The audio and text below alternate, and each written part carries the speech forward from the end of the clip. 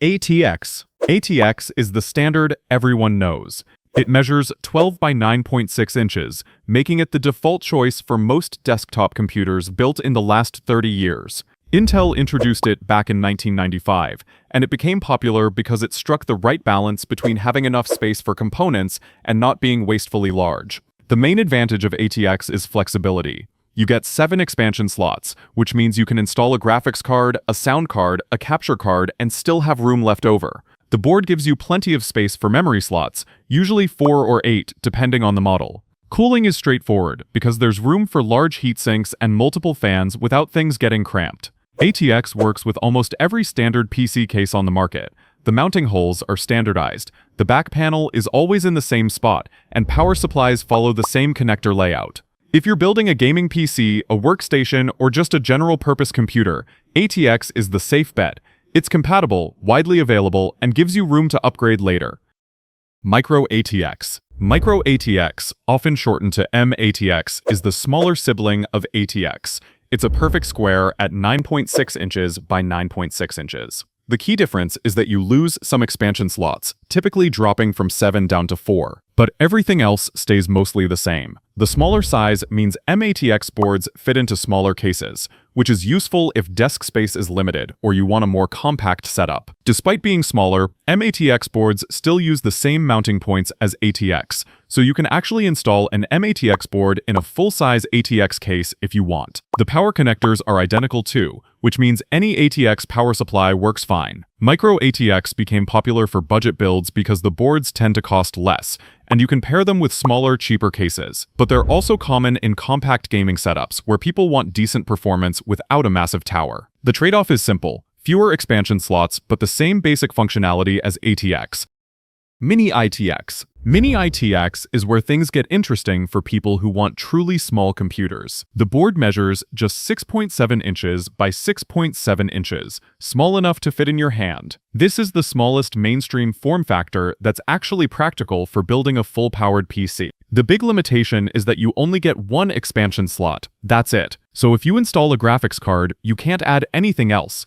You're also limited to 2 or sometimes 4 memory slots, depending on the board design. But here's the thing, modern Mini-ITX boards are surprisingly capable. They support the same processors as larger boards, the same RAM speeds, and the same storage options. The appeal of Mini-ITX comes down to portability and space. A Mini-ITX PC can fit in a backpack, sit on a small desk without dominating the space, or hide behind a monitor. People who travel to gaming events appreciate this. So do those living in small apartments. The challenge is cooling. With everything packed so tightly, heat becomes an issue, so builders often get creative with custom cooling solutions. Mini-ITX boards cost more than their larger counterparts, which seems backwards but makes sense when you consider the engineering required to fit everything into such a small space. Manufacturers have to use more expensive components and more complex circuit layouts.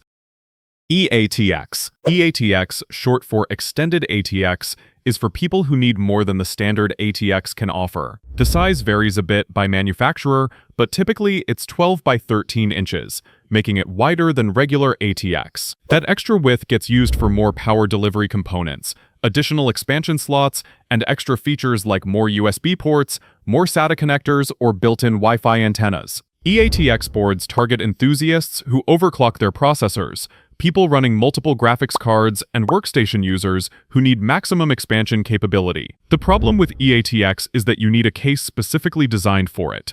Regular ATX cases are too shallow. E-ATX cases are larger, heavier, and more expensive. Not every case manufacturer makes them, and not every retailer stocks them. So E-ATX is a more specialized choice, not something you'd pick for a typical build. Flex-ATX. Flex-ATX is a compact variant that never really caught on with DIY builders, but found a home in office computers. It measures 9 by 7.5 inches, making it smaller than Micro-ATX, but maintaining compatibility with the same mounting system. Intel designed Flex-ATX in 1999 for slim desktop cases, the kind you see in corporate offices where the computer sits horizontally under a monitor. These boards typically have just 2 expansion slots and focus on basic functionality rather than high performance or lots of features. You rarely see Flex-ATX boards sold individually at computer stores. They mostly show up in pre-built systems from companies making office machines. The form factor offers just enough space for basic components while keeping costs down and allowing for compact case designs. But for anyone building their own PC, Micro-ATX or Mini-ITX makes more sense. Nano-ITX. Nano-ITX pushes into ultra-compact territory. At 4.7 by 4.7 inches, it's half the size of Mini-ITX. These boards are tiny, about the size of your palm. You won't find Nano-ITX boards in regular PC stores. They're made for embedded systems, things like digital signage displays in stores, industrial control systems, and kiosks. The processors are often soldered directly to the board rather than using a socket, and they run at lower power to avoid overheating in fanless enclosures. Consumer availability is extremely limited. Even if you found a Nano-ITX board, building a system around it would be difficult because cases and cooling solutions designed for this size are scarce. It's a specialized form factor for specialized applications. Pico-ITX. Pico-ITX is the smallest standardized PC form factor. It measures just 3.9 by 2.8 inches, roughly the size of a credit card. You could hold 3 of them in one hand. These boards are built for embedded and IoT applications, things like smart displays, control systems, and tiny computing modules that get built into other products. The components are minimal, the processor is weak by desktop standards, and expansion options basically don't exist. Passive cooling is common because there's not enough space for a fan, and the low-power processors don't generate much heat anyway. Pico-ITX represents the absolute minimum you need for a functioning x86 computer. You'll almost never encounter one unless you're working in industrial design or embedded systems.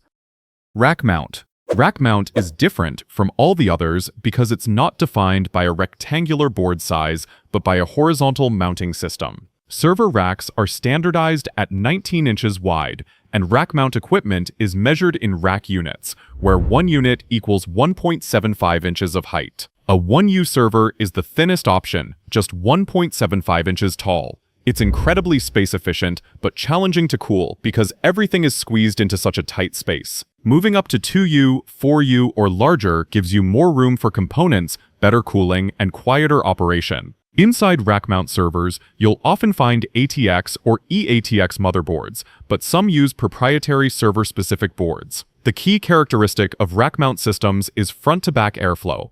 Air gets pulled in from the front, pushed across the components by powerful fans, and exhausted out the back. This is completely different from the typical desktop setup. Rack mount servers are loud because those fans run at high speeds to move enough air through the tight space. These systems live in data centers and server rooms, not on desks. Some enthusiasts set up home labs with rack mount servers, but they're not designed for living spaces. The noise alone makes them impractical for most home environments.